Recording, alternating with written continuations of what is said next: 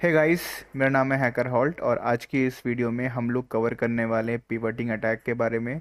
और स्टार्ट करने से पहले मैं आपको एक वार्निंग देना चाहता हूँ, क्योंकि पिवटिंग अटैक आपका कोई बेसिक लेवल का कॉन्सेप्ट नहीं है। अगर कोई बिगिनर इस अटैक को देख रहा है और इस अटैक को अगर कोई बिगिनर सीखना चाहता है तो यार ये इम्पॉसिबल है। आपको कम से कम फंडामेंटल्स आने चाहिए, आपका बेसिक क्लियर होना चाहिए, आपको CH आना चाहिए, तभी आप इस अटैक को पढ़ पाओगे। ये जो अटैक आप लोग मेनली जो पढ़ते हो, ये आप लोग पढ़ते हो PNPT के अंदर और OSCP के अंदर।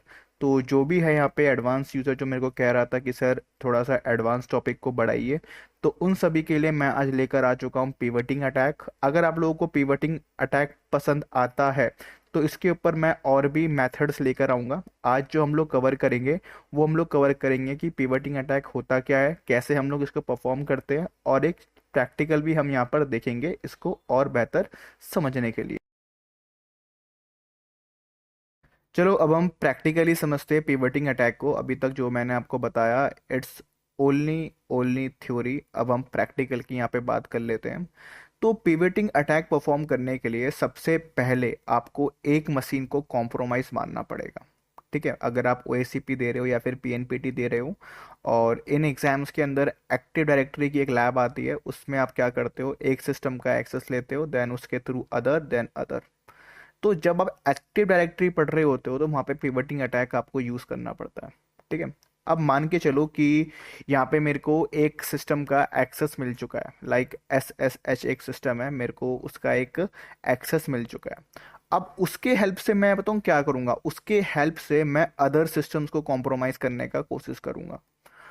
उन सिस्टम्स के अंदर मैं कैसे पहुंचूंगा, कैसे मैं नेटवर्क के अंदर ट्रैवल करूंगा, क्या वो टूल्स होंगे जिनके थ्रू मैं एक मशीन से दूसरे मशीन के ऊपर जा सकता हूं, तो वो हम पढ़ेंगे इस पिवटिंग के अंदर।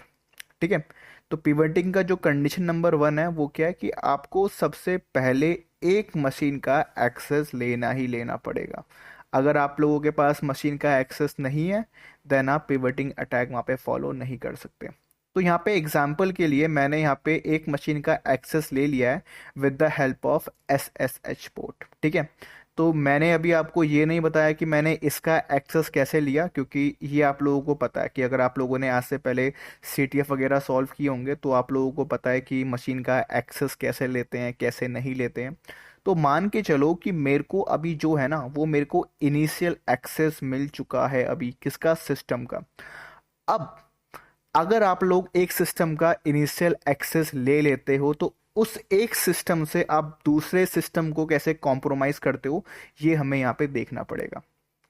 तो जब आप एक बार ना सिस्टम का एक्सेस लोगे ना, तो उसके बाद आपको क्या करना पड़ेगा, उसके बाद आपको देखना पड़ेगा कि उस सिस्टम के अंदर कितने नेटवर्क अभी होस्ट हो रखे हैं। ठीक है, क्योंकि जितने नेटवर्क वहाँ पे होस्ट हो रखे होंगे ना उतनों को ही आप कॉम्प्रोमाइज मार सकते हो। ठीक है, अब क्या पता जिसका मैंने एक्सेस लिया है उसमें एक हो, दो हो, चार हो, पांच हो, मुझे नहीं पता। रियल सिनेरियो में ये ज़्यादा भी हो सकते हैं, क्योंकि अगर आप किसी बड़ी कंपनी का एक्सेस लेते हो तो वहाँ पे आपके बहुत बड़े नेटवर्क्स के जाल बने रहते हैं, आपको वहाँ के थ्रू मैपिंग करनी पड़ती है। ठीक है, बट अभी जो मैं आपको समझा रहा हूँ ये एकदम बेसिक कॉन्सेप्ट है। ठीक है, तो यहाँ पे मैंने एक मशीन का एक्सेस ले लिया है जिसका नाम है उबंटू। ठीक है, ये मेरी मशीन है जो मैं यहाँ पे यूज़ कर रहा हूँ।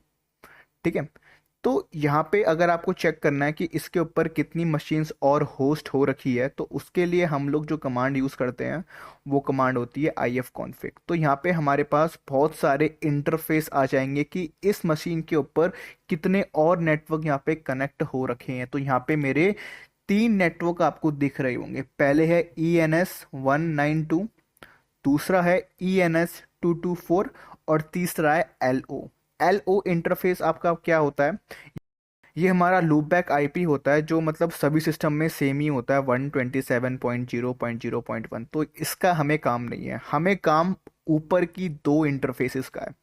ठीक है, अब आप अगर CTF वगैरह सॉल्व करते हो या फिर अगर आपके पास रियल लाइफ में आपने किसी का एक्सेस ले रखा है with the help of SSH या फिर किसी और पोर्ट नंबर के थ्रू, तो एक बार ifconfig यूज करके देखना कि उस पर्टिकुलर मशीन के ऊपर कितने नेटवर्क होस्ट हो रखे हैं।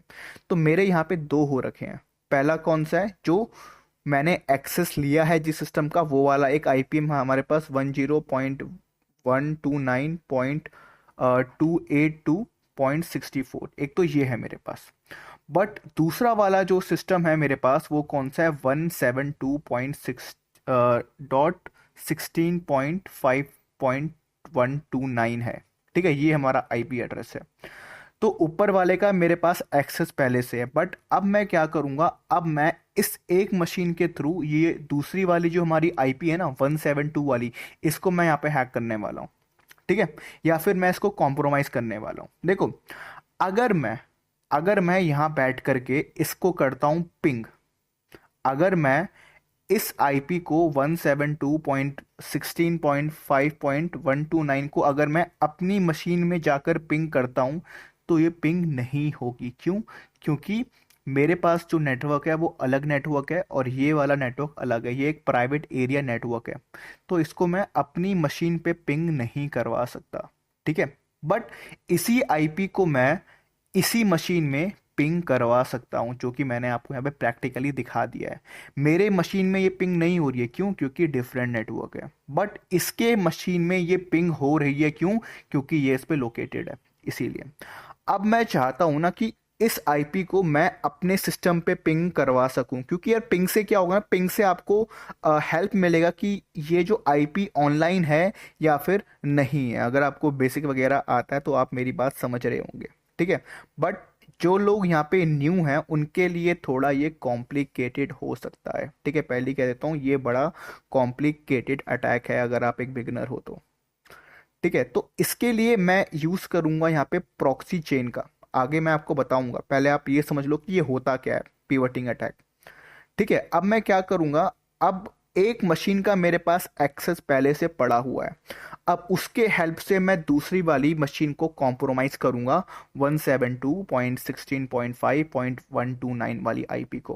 पहली बात, जिस मशीन का मैंने अभी एक्सेस लिया है ये एक लिनक्स बेस्ड मशीन है, और जो दूसरी वाली आईपी है मेरे पास वो एक विंडोज बेस्ड सिस्टम है। ठीक है, तो आपको ऐसे मल्टीपल ओएस भी मिल सकते हैं रियल सिनेरियो के अंदर। ठीक है, चलिए इसको हम लोग आगे फिर एक्सप्लॉइट करते हैं और देखते हैं कि हम लोग कैसे प्रॉक्सी चेन के थ्रू इस अटैक को इम्प्लीमेंट कर सकते हैं। चलिए यार, अब हम बढ़ते हैं अपनी प्रैक्टिकल के ऊपर। तो फाइनली हमने यहाँ पर समझ लिया है कि पिवटिंग अटैक करने के लिए क्या क्या कंडीशंस होती है। तो सबसे पहले तो आपको इनिशियल एक्सेस लेना पड़ेगा सिस्टम का, ये हम लोगों ने देख लिया था। अब बारी आती है कि पिवटिंग अटैक में प्रॉक्सी चेन का क्या यूज़ है। अब देखो यार, हमारे पास जो मशीन है, ठीक है, उसको हमने कॉम्प्रोमाइज़ मान लिया है, बट उस मशीन के अंदर जो मशीन है उसको हम लोग ना ही पिंग कर पा रहे हैं ना ही स्कैन कर पा रहे हैं। क्यों? क्योंकि वो डिफरेंट नेटवर्क के ऊपर है और हमारा जो नेटवर्क है वो डिफरेंट है। तो प्रॉक्सी चेन का जो हमारा यहाँ पे मेन यूज़ है वो ये है कि दो डिफरेंट नेटवर्क को हम लोग एक नेटवर्क में लेके आने वाले हैं, और इस प्रोसेस को हम लोग कहते हैं पोर्ट फॉरवर्डिंग। पोर्ट फॉरवर्डिंग के लिए हम लोग एनजी रॉक भी यूज़ करते हैं, बट यहाँ पे मैं एस एस एच के थ्रू क्या करूँगा, डायनामिक पोर्ट फॉरवर्डिंग करूँगा पोर्ट नंबर 9050 पे। 9050 जो मेरा पोर्ट नंबर है, यहाँ पर ये जो मेरा पोर्ट नंबर है ये मेरे प्रॉक्सी चेन का पोर्ट नंबर है। ठीक है, तो एक बार प्रॉक्सी चेन यूज़ करने से पहले उसकी जो कन्फिग फाइल होती है वहाँ पे जा करके आपको 9050 पोर्ट नंबर को लगा देना। बाय डिफ़ॉल्ट शायद 9050 ही होता है, बट अगर नहीं है तो आप लोग उसको लगा देना। उसके बाद आप जैसे ही वहाँ पे S S H hyphen capital D 9050 port number लिखोगे और यूज़र नेम और पासवर्ड एंटर करोगे, तो इससे क्या होगा, वो जो आईपी एड्रेस है वो हमारे नेटवर्क में कनेक्ट हो जाएगी और मैं उसको प्रॉक्सी चेन के थ्रू क्या कर पाऊंगा, एक्सेस कर पाऊंगा। अब ये दोनों क्या है, ये दोनों मेरे सेम नेटवर्क में आ चुके हैं। अब मैं जो हमारे पास आईपी एड्रेस जिसको हमने कॉम्प्रोमाइज़ किया था उसके अंदर जितने भी होस्ट हैं मैं अब उन सबको भी स्कैन कर सकता हूँ विदाउट एनी प्रॉब्लम के। ठीक है, तो इस तरीके से मैंने क्या किया, पोर्ट फॉरवर्ड किया with the help of proxy chain. अब हम लोग यहाँ पर क्या करेंगे, अब हम लोग यहाँ पर उसकी आईपी को स्कैन करेंगे और चेक करेंगे कि कितने पोर्ट ओपन है, कितने पोर्ट ओपन नहीं है। उसको चेक करने के लिए आप लोगों को यहाँ पर प्रॉक्सी चेन ही यूज़ करना है। लाइक अगर आप लोग nmap स्कैन करना चाहते हैं तो nmap तो कमांड आपकी वही सेम रहेगी, बट nmap से पहले क्या आएगा, प्रॉक्सी चेन आपको लिखना पड़ेगा। क्यों? क्योंकि जो आपने पोर्ट फॉरवर्ड किया है वो आपने प्रॉक्सी चेन के हेल्प से यहाँ पर किया है। प्रॉक्सी चेन फिर nmap, जो भी आप लोग करवाना चाहते हो, लाइक वर्बोसिटी हो गया, फास्ट स्कैन हो गया, एग्रेसिव स्कैन हो गया, सिन स्कैन हो गया, या फिर कुछ स्क्रिप्ट्स आप लोग यूज़ करना चाहते हो, आप वो भी यहाँ पे कर सकते हो। जैसे कि मैंने यहाँ पे क्या किया, एक सिंपल सा nmap स्कैन किया है और चेक किया है कि मेरे कितने पोर्ट यहाँ पर ओपन है और कितने पोर्ट ओपन यहाँ पर नहीं है। तो इस तरीके से ना आप लोग क्या कर सकते हो, पिवटिंग अटैक को यूज़ कर सकते हो। ठीक है। तो यहाँ पर पोर्ट स्कैन करने के बाद मेरे को यहाँ पे दिखा कि मेरे दो पोर्ट्स ओपन है। ठीक है, पहला कौन सा है, HTTP पोर्ट नंबर 80, और दूसरा कौन सा है, SSH पोर्ट नंबर। ठीक है। तो यहाँ पर जो मुझे आईपी मिली ना, उसमें बस दो ही पोर्ट ओपन है, और इस पोर्ट से मैं ना कुछ भी नहीं कर सकता। आप लोगों को ही पता है कि अगर मैं दोबारा से SSH को हैक करूंगा, फिर दोबारा मुझे मुझे पिवटिंग अटैक मारना पड़ेगा। क्या पता उसके बाद फिर मुझे जो आईपी मिले, मुझे फिर इसमें दोबारा पिवटिंग अटैक मारना पड़ेगा। तो अब मैं यहाँ पे क्या करूँगा, अब मैं यहाँ पे रेंज स्कैन करूँगा। रेंज स्कैन से क्या होगा कि इस आईपी एड्रेस में कितनी आईपी एड्रेस होस्टेड है या फिर ऑनलाइन है, मैं यहाँ पर ये चेक करना चाहता हूँ। ये एडवांस है nmap का। अगर आप लोग nmap जानते हो तो आपने -sn कमांड यहाँ पर यूज़ करी होगी nmap के अंदर, जिसके अंदर क्या होता है, आप रेंज स्कैन मार सकते हो कि ये कितनी आईपी एड्रेस अभी ऑनलाइन है इस वाले पर्टिकुलर आईपी एड्रेस के ऊपर। ये आप लोग यहाँ पर चेक कर सकते हो। ठीक है। तो यहाँ पर ये आपका वक्त लेगा, बहुत ज़्यादा वक्त लेगा। क्यों? क्योंकि आप पूरी आईपी को स्कैन कर रहे हो कि कितनी आईपी अभी ऑनलाइन है, कितनी आईपी अभी ऑफलाइन है, ये अभी हम यहाँ पर चेक करेंगे।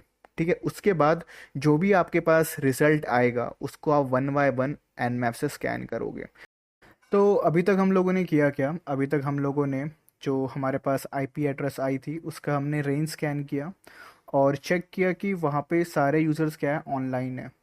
अब जब आप लोग रेंज स्कैन करते हो ना, तो उससे क्या होता है, उससे आपको पता चलता है कि उस पर्टिकुलर आईपी एड्रेस पे कितने होस्ट अभी लोकेटेड है। अब आपको क्या करना पड़ेगा, रियल लाइफ सिनेरियो के अंदर आपको उन सारी आईपीज़ को वन बाय वन स्कैन करना पड़ेगा। बट यहाँ पर अगर मैं उन सारी आईपीज़ को वन बाय वन स्कैन करूँगा तो टाइम बहुत लेगा वो मेरा। तो यहाँ पर मैं एक आईपी को स्कैन कर रहा हूँ जो कि सेम रेंज की है। उस आईपी को स्कैन करने के बाद हम लोग चेक करेंगे कि पर्टिकुलर कौन सा पोर्ट वहाँ पर ओपन है और उस पोर्ट के थ्रू क्या हम लोग एक्सेस ले सकते हैं। तो यहाँ पर मैं एक आईपी को स्कैन कर रहा हूँ जो कि है 172.16.5.19। इस आईपी को मैं यहाँ पे स्कैन कर रहा हूँ, और पहली बात ये स्कैन होने में बहुत लगाएगा आपका वक्त। तो उस चीज़ को हम लोग यहाँ पे कर देंगे कट, और कट करने के बाद हमारे पास यहाँ पे कुछ रिज़ल्ट आते हैं।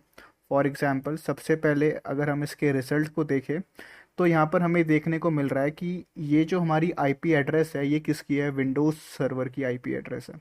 क्यों? क्योंकि यहाँ पे माइक्रोसॉफ्ट यहाँ पे आपका रन हो रहा है 445 पोर्ट नंबर पे। और यहाँ पे मुझे एक चीज़ और देखने को मिल रही है जो कि है हमारा RDP पोर्ट 3389 पोर्ट नंबर पे जो हमारा ओपन है।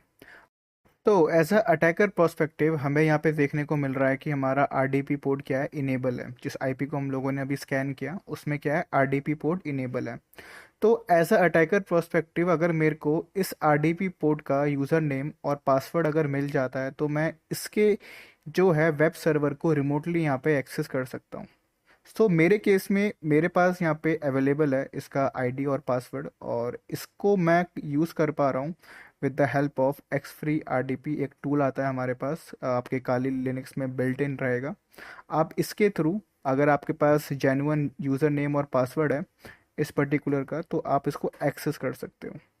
तो यहाँ पर हमारा इस लैब का मेन मोटिव ये था कि आपको यहाँ पे पिवटिंग समझाना कि पिवटिंग अटैक होता क्या है, और ऐसा अटैकर पर्सपेक्टिव आप इसको कैसे काम में ले सकते हो।